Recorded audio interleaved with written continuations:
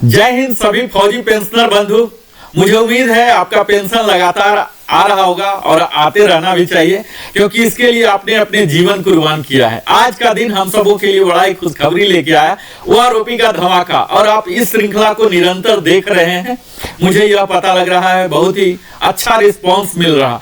आज ओआरओपी 3 के धमाका में ही मैं एक नया लेके आया हूं, जो सर्कुलर आप सबों ने अभी तक जान चुका होगा कि 555 ओआरओपी 1 लेके आया था, 666 ओआरओपी 2 लेके आया था और ओआरओपी 3 लेकर आया 677 नाम का, जो कि लागू हुआ है 6 सितंबर को। बड़ा ही जल्दी ये सब हो रहे हैं। तो आइए हम सबसे पहले आपको सर्कुलर के बारे में ही थोड़ा सा दिखा दें कि आखिर ये सर्कुलर होता क्या है, किस लिए होता है। तो यह आप जान लीजिए, यह सर्कुलर जो है हमारे उन फाइनेंशियल अधिकारी के लिए, आप यहां देखेंगे कि यह सबसे पहले जो कॉपी किया गया है आरबीआई को किया गया है, यानी कि आरबीआई के अधीनस्थ जो भी ऑफिस है उनको गाइड कर सकें कि आगे की कार्रवाई क्या है। तो आगे की कार्रवाई सिंपल है, पेमेंट करना है उस बढ़े हुए दर पर। तो इस चीज के लिए जो फाइनल अथॉरिटी है यही सर्कुलर है 677। आप देख पा रहे होंगे 6 सितंबर को जारी किया गया, जिसके पहले एड्रेसी हैं आरबीआई, दूसरा सारे सीएमडी हैं, पब्लिक सेक्टर बैंक जितने हैं, उसके बाद प्राइवेट सेक्टर है, उसके बाद यही कॉपी सीपीपीसी के लिए जाता है, जो कि अगर मैनुअल किसी को चेंजेस करने हैं तो वो चेंज करेंगे। यहां सीएमडी पब्लिक सेक्टर से उनके कारपोरेट सेंटर बैकएंड से सॉफ्टवेयर में चेंजेस करेंगे। ऑल मैनेजर सीपीपीसी से, सीपीपीसी के लिए जो बैकएंड से नहीं हो पाएगा कारपोरेट से, वो सीपीपीसी में मैनुअल करना पड़ेगा। इसके लिए ट्रिकल फीड जनरेट करना पड़ता, यह होगा। यही सर्कुलर जा रहे हैं एयर अटैची को भी, जो कि अलग अलग देशों में रहते हैं।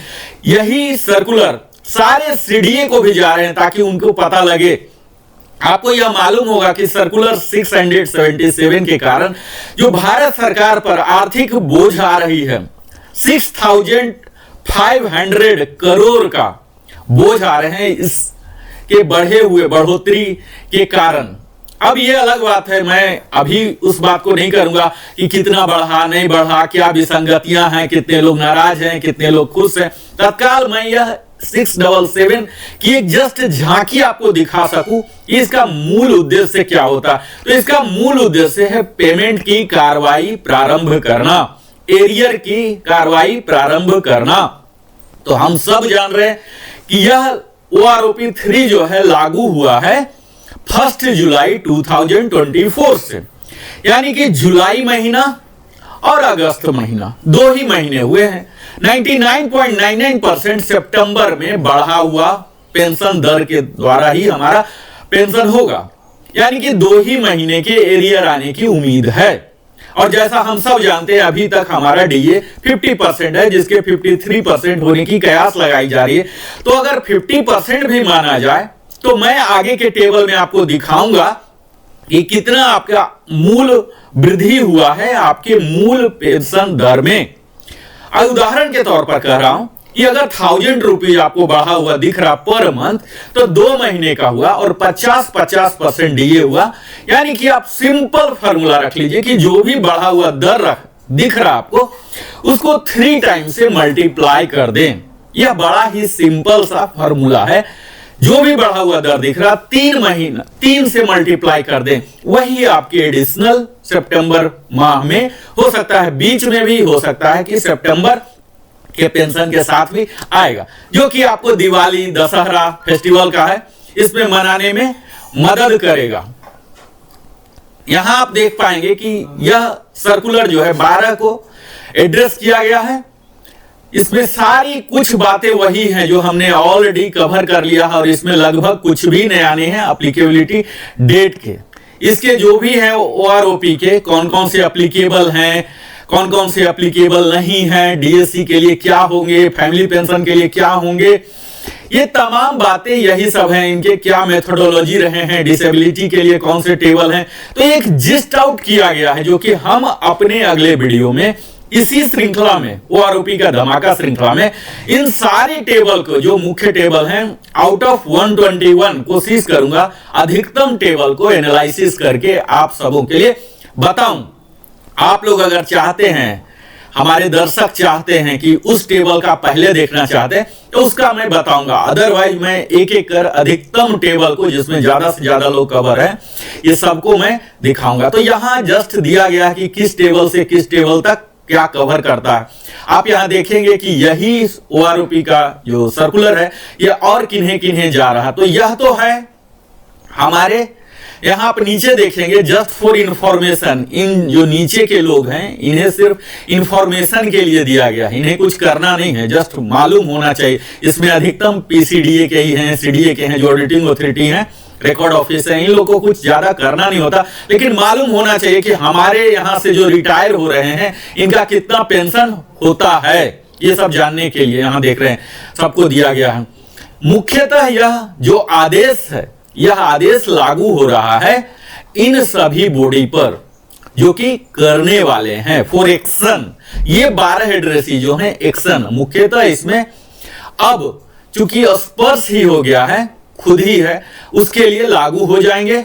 और CMD PSB के जो हैं इनके लिए है, तो अब स्पर्श को भी आदेश जा चुका जो कि PCDA के इंटरनल बॉडी ही है, वो भी इस पर काम करना शुरू कर दिए हैं।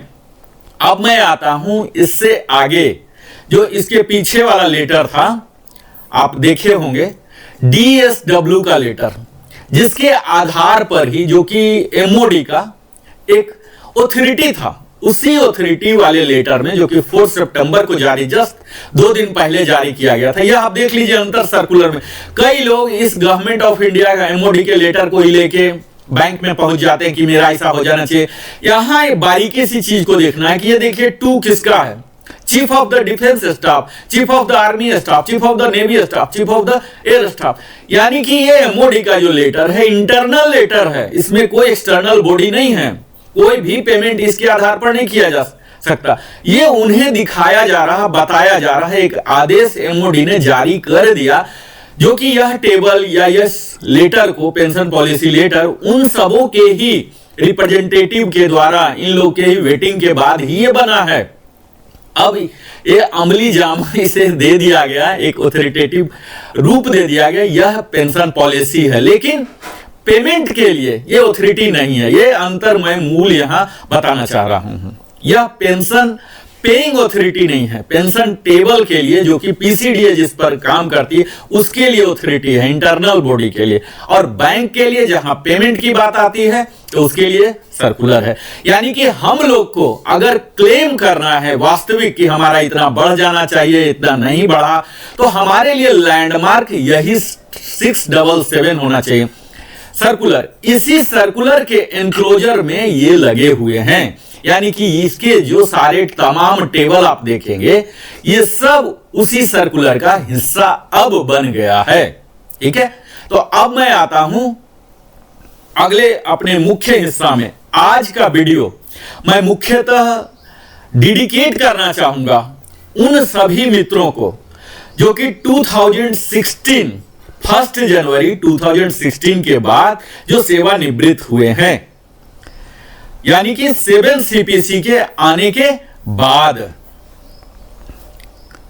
हम सब जान रहे हैं कि हर पे कमीशन कुछ ना कुछ अच्छाई लाता है, परेशानी लाता है। तो जो परेशानी ला रहा है, आप देखे होंगे कि 2006 से 1 जनवरी 2006 से 6 CPC आया। इससे पीछे के लोगों को MSCP का लाभ नहीं मिलता था, उन्हें लाभ मिलने लगा सिर्फ 1 जनवरी 2006 के बाद। इसी प्रकार कुछ विसंगतियां हुई 2016 के बाद भी, 7 CPC के दौरान भी।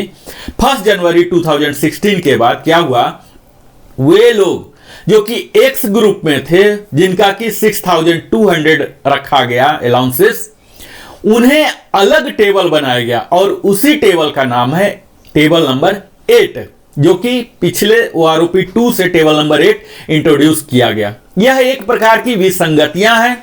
जब OROP है तो टेबल नंबर 8 नाम का चीज एग्जिस्ट ही नहीं होना चाहिए था। इस टेबल नंबर 8 को वहीं मर्ज हो जाना चाहिए था टेबल नंबर 7। खैर, ये बाद की बात है, इस पर हम बाद में बात करेंगे कि क्या विसंगतियां हैं, क्या समाधान है, क्या हमारे पास लीगल रिकोर्सेस हैं, क्या हमें करना है।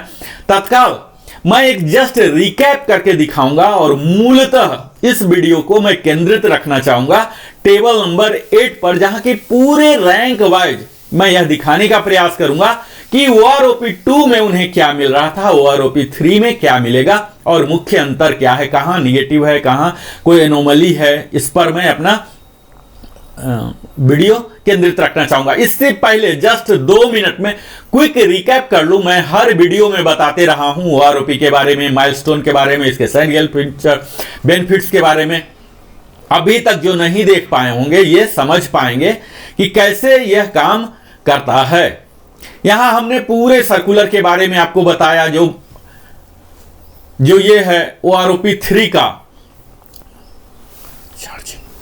OROP 3 में हमने देखा कि क्या क्या माइलस्टोन किया, आपको मैंने दिखाया भी, सारे लेटर भी दिखाया, सर्कुलर भी पास हो गया। चार्जिंग अब एरियर पेमेंट होगा, इसके बारे में भी हमने बात कर लिया। हर 5 साल पर आता है, ये सब हमने बात कर लिया।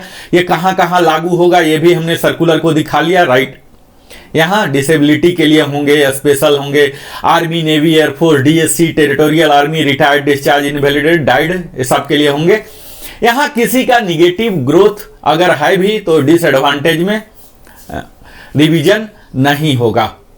यहां आप देख पाएंगे सारे एप्लीकेबिलिटी को मैंने लिया है, और जो नॉन एप्लीकेबिलिटी हैं, स्पेशली जो अपने मर्जी से गए हैं, प्रीमैच्योर वाले हैं, एक्सग्रेसिया वाले हैं, रिजर्विस्ट हैं, इन सबों को नॉन एप्लीकेबल। इसके मेथोडोलॉजी जो है, इसमें रैंक, ग्रुप, क्वालिफाइंग सर्विस है, इसके कई एनोमली यहीं से शुरू हो जाते हैं। कई लोगों का कोई रिवीजन ही नहीं है।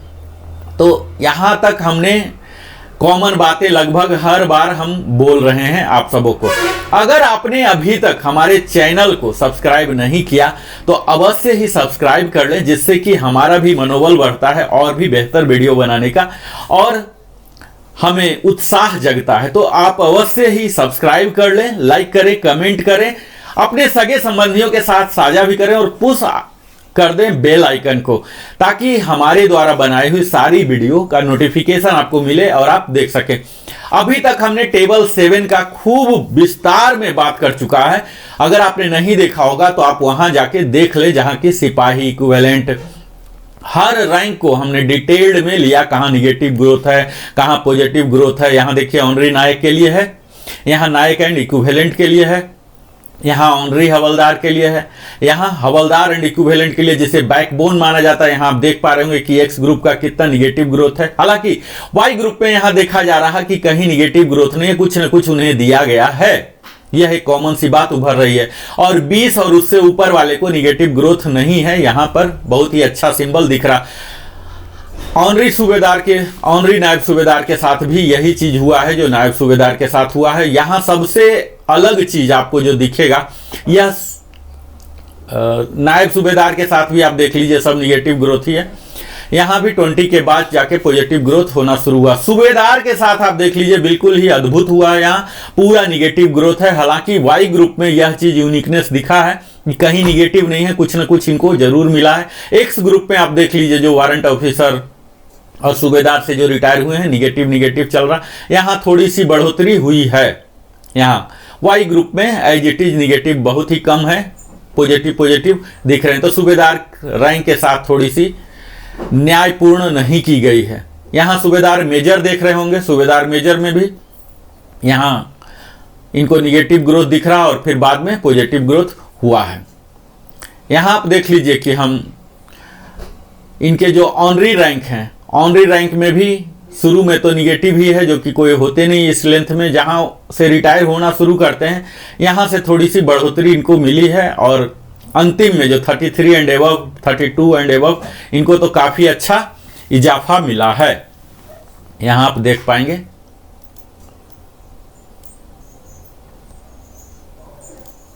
आप यहां देख पाएंगे कि किस प्रकार का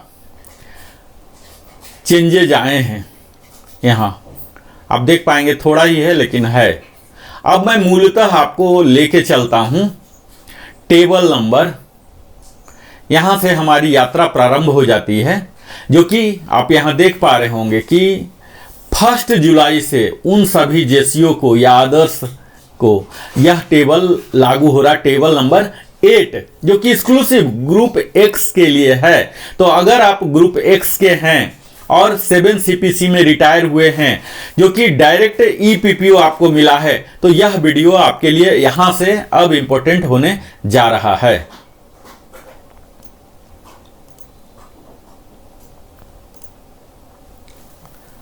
यहां देख लीजिए कि जो 7 CPC में रिटायर होने वाले जो सिपाही एंड इक्विवेलेंट हैं 6 महीने से हैं, तो इनका 1300 डिफरेंस आया है। काफी अच्छा, यहां पूरा टेबल 8 में काफी अच्छा इजाफा है।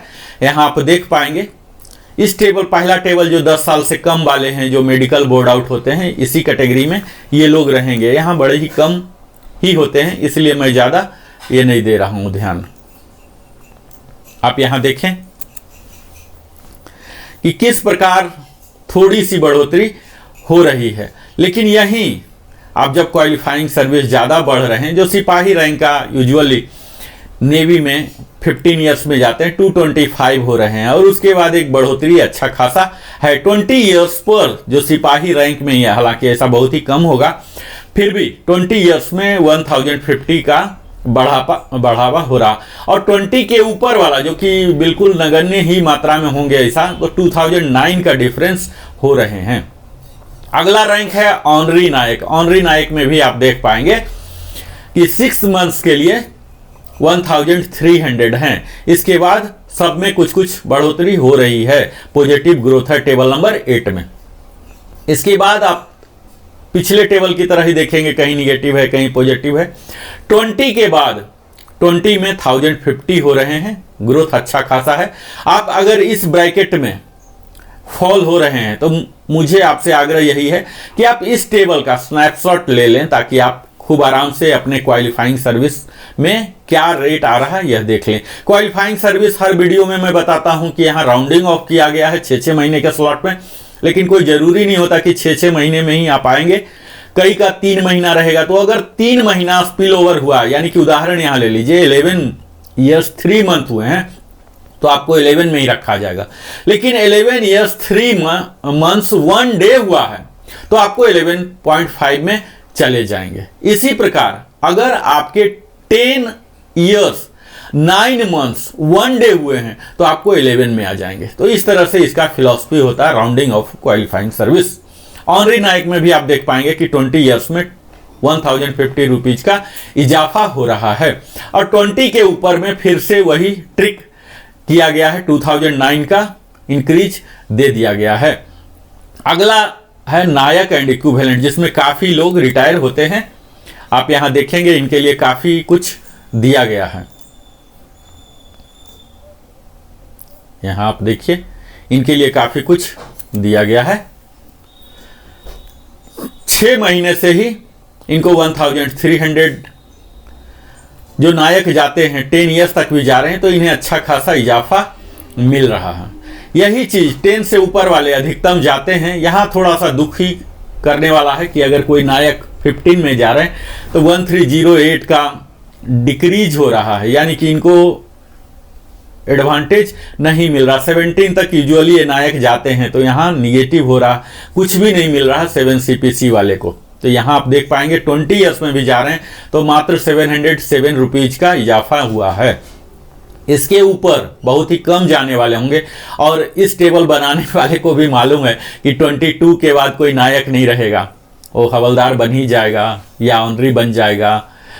तो यहाँ 22 के बाद अंधाधुन वैल्यू इन्होंने दिया है 2657 टेबल 8 में, जो कि 28 मैक्सिमम है, यहां तक जा रहा है। अगला रैंक है ऑनरी हवलदार, जो कि सिर्फ आर्मी में ही होता है। यहां आप शुरू में देखेंगे 10 साल तक काफी बेहतर इजाफा है, 3 डिजिट में है, काफी खुश करने वाला। हालांकि इसमें कम ही होंगे जो ऑनरी हवलदार होंगे, तो 20+ हो जाएगा, इसमें फॉल नहीं हो पाएंगे। बहुत ही कम जो कि स्पोर्ट्स कोटा से डायरेक्ट स्पेशल प्रमोशन लिए आउट ऑफ टर्न, तो ये सब हो सकते हैं एक्सेप्शनल वाले। यहाँ फिर देखिए 10 के ऊपर वाले कुछ हो सकते हैं। यहाँ जो जाने वाली ब्रैकेट है 15, 16, 17, यहाँ सब निगेटिव ग्रोथ है, और 20 ईयर्स में कुछ हो सकते हैं, तो 707 है। यानी कि ले दे के आप कह सकते हैं कि जो जाने वाला ब्रैकेट है इसमें कोई बहुत ज्यादा लाभ देने वाला नहीं है। जहां तक लाभ दिख रहा है इस टेबल में, उस ब्रैकेट में जाने वाले लोग नहीं होंगे। यहाँ फिर ऑनरी हवलदार रैंक लेके कोई जाने वाले अगर हैं तो यहाँ देख लीजिए 831 है, और उसके बाद 22 ईयर्स के बाद 2657 काफ़ी अच्छा इजाफा हुआ है। हवलदार एंड इक्विवेलेंट, मैं बार बार बोलता हूँ कि हवलदार हमारे डिफेंस फोर्सेस के एक बैकबोन होते हैं। टेबल नंबर 8 में यही चीज दिख रहा है कि यहाँ टोटल निगेटिव, बैकबोन को पूरे निगेटिव ग्रोथ दिला दिया है। 10 ईयर्स तक कुछ भी नहीं मिल रहा। हालांकि 10 ईयर्स तक हवलदार जाने वाले बहुत कम होंगे। इनके जाने का दर जो 20+ ही शुरू होता है। 17 तक भी अगर कोई आउट ऑफ टर्न प्रमोशन लेके गए हैं या डायरेक्ट रिक्रूट हुए हैं तो इन्हें कोई ज़्यादा लाभ नहीं होगा। 17 ईयर्स तक -925 ही हो रहा है एक्स ग्रुप में टेबल नंबर 8 का। जब ये जाने लगे 20 से तो इनको 1350 का लाभ हो रहा है। यही चीज जो टेबल नंबर 7 है, टेबल नंबर 7 में 2525 का इजाफा हुआ है, लेकिन इस 28635 से नीचे ही है। मैं अगला वीडियो बना रहा हूं जिसमें कि टेबल नंबर 8 का ही कंपैरिजन करके दिखाऊंगा, टेबल नंबर 8 और टेबल नंबर 7। यहां आप देख लीजिए मित्रों कि विसंगतियां का मुख्य कारण यहां ओआरओपी में यह भी हो रहा। आप यहां देखिए कि 20 ईयर्स में है ये 20 ईयर्स के कई सार्जेंट ऐसे हो सकते हैं जो सार्जेंट उन्होंने 10 ईयर्स में बन गया, 11 में बने, 12 में बने, 13 में बने, 15 में बने। जस्ट एग्जांपल के लिए बोल रहा हूं। कुछ लोग सार्जेंट 5 ही साल रहे, कुछ 2 साल रहे और कुछ 1 ही साल रहे। ऐसा भी केस हो सकता है। अब यहां देख लीजिए कि उन सब का पेंशन यही होगा, जबकि उनका जो सैलरी था या जो मूल पीपीओ जो पहली बार उनको रिटायरमेंट के टाइम जारी किया गया पीपीओ, उसमें इससे इस वैल्यू से बहुत ज्यादा ऑलरेडी होगा। तो यहां जो डिफरेंस मैं दिखा रहा हूं ये हर लोगों के लिए वास्तविक डिफरेंस नहीं है। ये डिफरेंस आपको आंख बंद करके नहीं कर लेना है। आपको अपना जो प्रेजेंट बेसिक है, जो पेंशन स्लिप में आप देख सकते हैं, अपने प्रीवियस पीपीओ में दे सकते हैं, वहां से कृपया करके आप वेरीफाई करें कि आपका प्रेजेंट बेसिक कितना है। हो सकता है कि यहां बढ़ा हुआ दिख रहा हो लेकिन एक्चुअल आपके लिए बढ़ा हुआ नहीं होगा, क्योंकि अगर आपने फास्ट प्रमोशन लिया होगा तो इससे ज्यादा आपको ऑलरेडी मिल रहा होगा। यही यहां ओआरओपी के विसंगतियां का मूल कारण होता है। जैसे आप यहां समझें, अगला रैंक आपको दिखाता हूं सूबेदार का, सूबेदार नायब सूबेदार का आप देख लीजिए। नायब सूबेदार कोई लोग ऐसे होंगे जो डायरेक्ट हवलदार बन के आए, एजुकेशन इंस्ट्रक्टर, पंडित और कई ऐसे ट्रेड होते हैं हमारे फौज में। यहां आप नायब सूबेदार को देखें तब आपको पता लगेगा। यहाँ 10 ईयर तक टोटल माइनस ग्रोथ है, ठीक है, इस पर बात नहीं कर रहा हूं। 17.5 तक माइनस है या जीरो है, बात नहीं कर रहा हूं। 20 तक भी जीरो है, इस पर बात नहीं कर रहा हूं।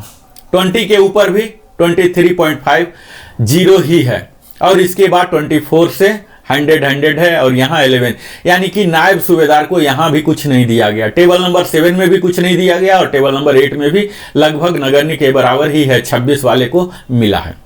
अब यहाँ यह देख लीजिए कि नायब सूबेदार कोई 26 साल का अगर रिटायर हुए हैं तो ये हो सकता है कुछ लोग ऐसे सैंपल होंगे जो कि नायब सूबेदार सिर्फ 2 ही साल के लिए बने थे या लास्ट 6 मंथ में बने थे, नायब सूबेदार से रिटायर हुए हैं सिर्फ।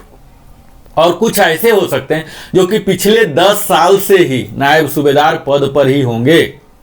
तो यहां मूल कारण यह भी हो जाते हैं विसंगति आने का कि यहां वो जो लास्ट रैंक हेल्ड है इसका कंसिडरेशन नहीं किया गया है।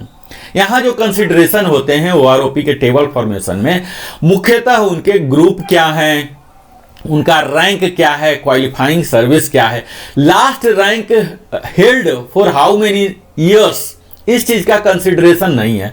जबकि सैलरी में इस चीज का कंसिडरेशन होता है, लेकिन लास्ट तक आते आते जब पेंशन का करते हैं तब यहां राउंडिंग ले लेते हैं। और यहां जो सैंपल भी लिया गया है 2023 सा, तो यह महज संजोग की बात है कि उस समय जो उस रैंक में रिटायर हो रहे थे वो उस रैंक को कितना ज्यादा होल्ड करके तब रिटायर हुए थे।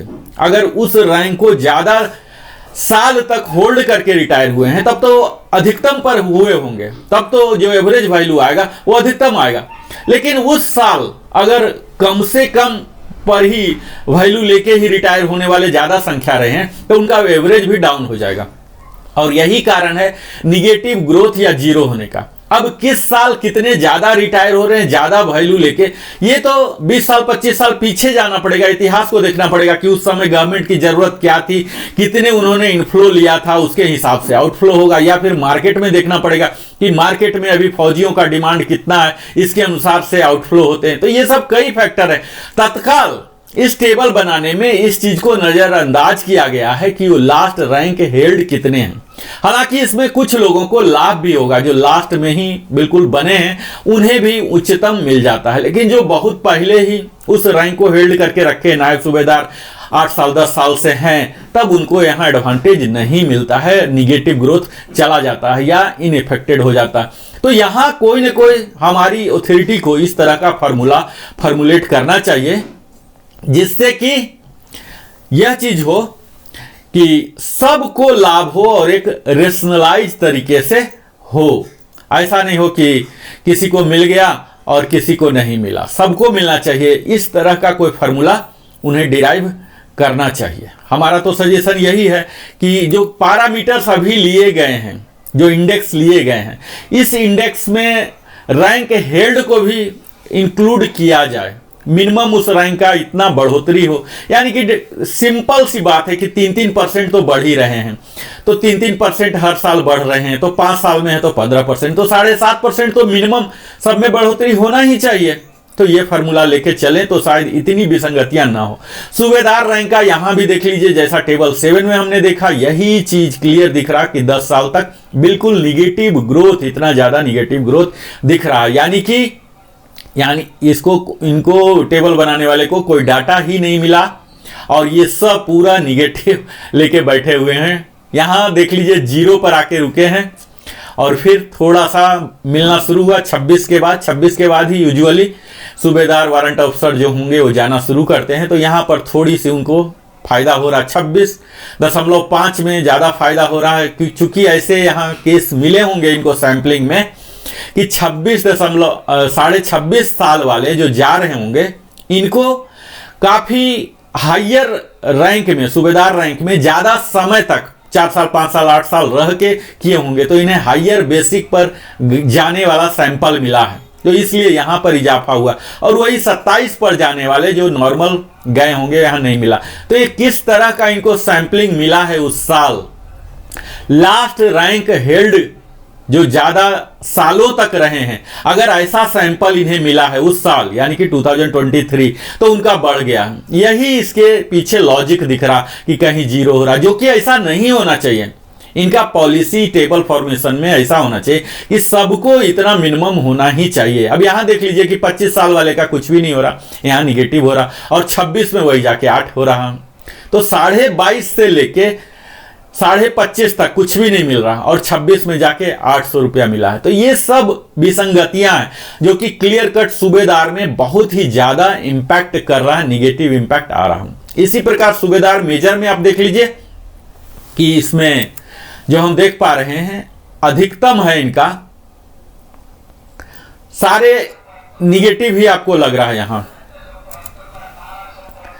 10 साल तक निगेटिव ही दिख रहा। हालांकि 10 साल में कोई सूबेदार मेजर बन के नहीं जाएंगे, कोई एजुकेशन इंस्ट्रक्टर या डायरेक्ट हवलदार से या जेसीओ से हुए हो सकते हैं और मेडिकल बोर्ड आउट हो जाएं, तब अलग बात है। 20 तक भी यहाँ पूरा निगेटिव, इतना भयंकर निगेटिव इनको मिल रहा है, यानी कि सैंपल ही इनको नहीं मिला है।